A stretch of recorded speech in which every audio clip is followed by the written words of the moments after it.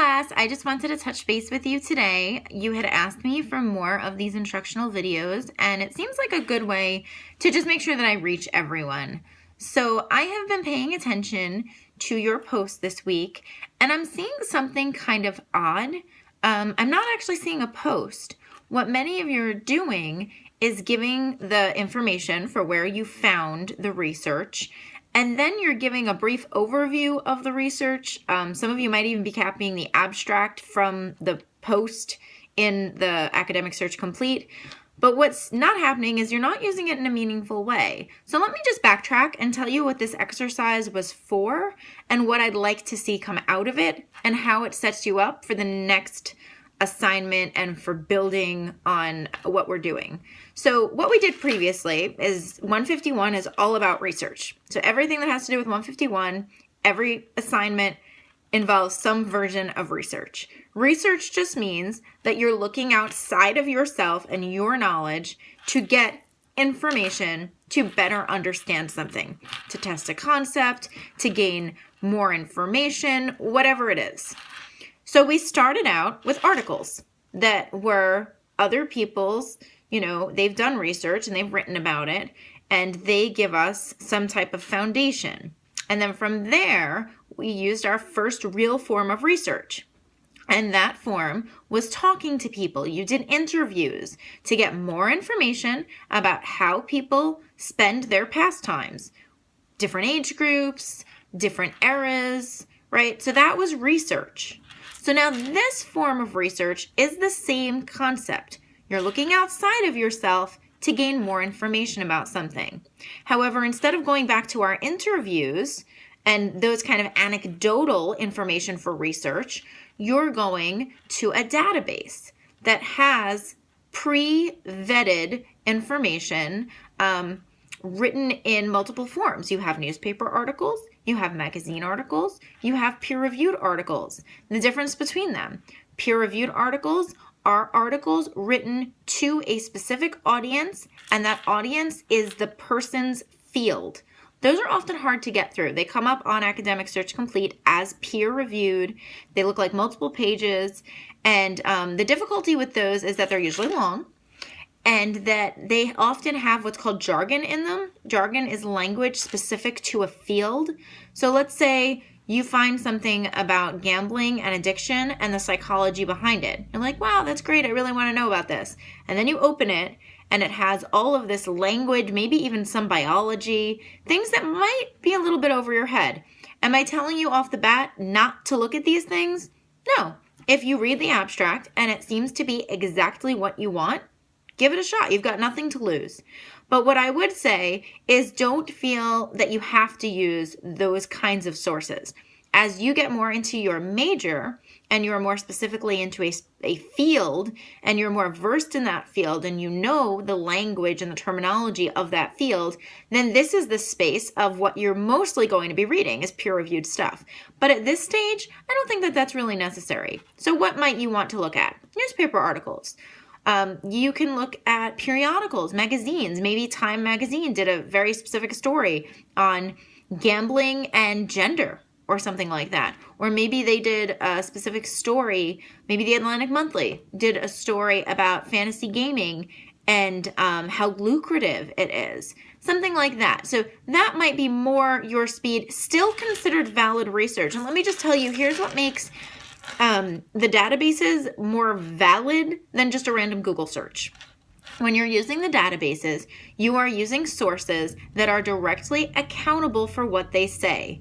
They could be charged with libel. They have to give you accurate information because they have companies attached. They have authors attached. They have people who are accountable for the information they're putting out there. And so you can go to those sources and know that what you're getting has already been fact-checked and it's legitimate. The big World Wide Web. You can get anything. Anyone can say anything. You might get an EDU site and it's a student's paper, and that student might not have really done his research. And so that doesn't necessarily mean that that's good information. It might be helpful to get you thinking about the topic or something of that nature, but it's not going to be solid information that you can use. So that was what this assignment was for. This assignment was for you to take the ideas presented in Hochberg's article, A League of Their Own, that had to do with gambling. It spoke about gambling as a kind of camaraderie thing. It spoke about gambling as a pastime, like literally a way to pass time. You have that mother who she uses it to just kind of keep sane while the kids are napping, when she was on vacation. She was checking her stats. It's just something so that she still feels a part of the adult world. She still has responsibilities outside of dishes and changing diapers and doing homework, right? This was a way to pass time in an adult manner. So you have camaraderie. You have it being a pastime. You also have the lucrative end of it. You have people who are looking to make bank with this, and a lot of it. So these are the things that Hochberg started to mention. He also started to mention the idea of gender, that maybe somehow this fantasy gaming, having gone into a virtual sphere, has created a gender equality that previously didn't exist. And we're going to get into a lot of that stuff later on, because I'm really interested about how technology, and specifically the internet and those kinds of spheres, have created blurred gender lines or gender equality. The idea that you pick a username. I mean, who are you talking to? Who are you trading with? You don't really know who that person is if that person is just part of the big World Wide Web, right? And so you can hide behind things. You can create an avatar, which is a manifestation of yourself, how you want to present yourself online. Women can be men. Men can be women. You could have people as unicorns. I mean, literally, you could have anything you want. You could have a big green monster, right? And so those are things to think about. Those are things to research. And so now you've got ideas. You've read the article. You've got ideas. And you're like, okay, let's start to think about how this format, right, affects America's relationship with gambling. What is America's relationship with gambling? I told you that it's been part of American fabric forever. Well, what does that mean? So now you start your research and you start looking into what is America's history with gambling. And here's what I was looking for in this assignment. I wasn't just looking for a brief overview. I was looking for something more like this. In my research, and you can do that because this is just an assignment. This isn't a paper. So you can be a little bit more conversational. So you can say, in my research, I learned that America's history of gambling is actually pretty complicated.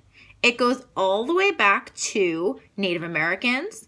Here's how they used gambling. Cite the article. What did they do with it? How was it used?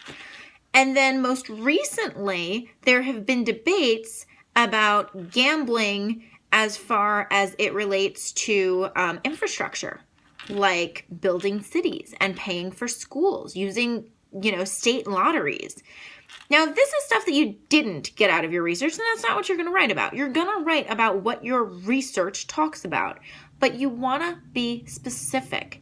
You want to find an article that teaches you something new, and in your own wording, putting it together, presenting it in a brief paragraph, occasionally quoting pieces of it where it belongs, in a discussion of something you've learned through research that connects to Hochberg's article, that connects to the concept of the history of gambling. So I hope that helped you better understand this assignment. I wanted to do this video because I felt as I was going through discussion board, I was writing you all the same comment. It looks like somebody did it and everybody else just followed suit. So I just wanted to stop you in your tracks and just say, I'm not going to comment on it anymore if this is the same issue. But what I would like to see is I want to see you practice this idea of using research in a meaningful manner to present something new. Now, from there, where does this set you up, right? Our next paper is going to be an expository paper. An expository paper has no biases. It does not seek to prove a point, though the way that we have in the past. An expository paper explains something in all of its parts. It gives a nice big picture of how something operates, of the multiple facets of an issue or a topic. We'll get more to that. But I do want you to realize that you cannot write that kind of paper without meaningful research behind you. And that's what this is setting us up for. It's setting us up for getting the right kind of research so you can write more meaningfully about a given topic.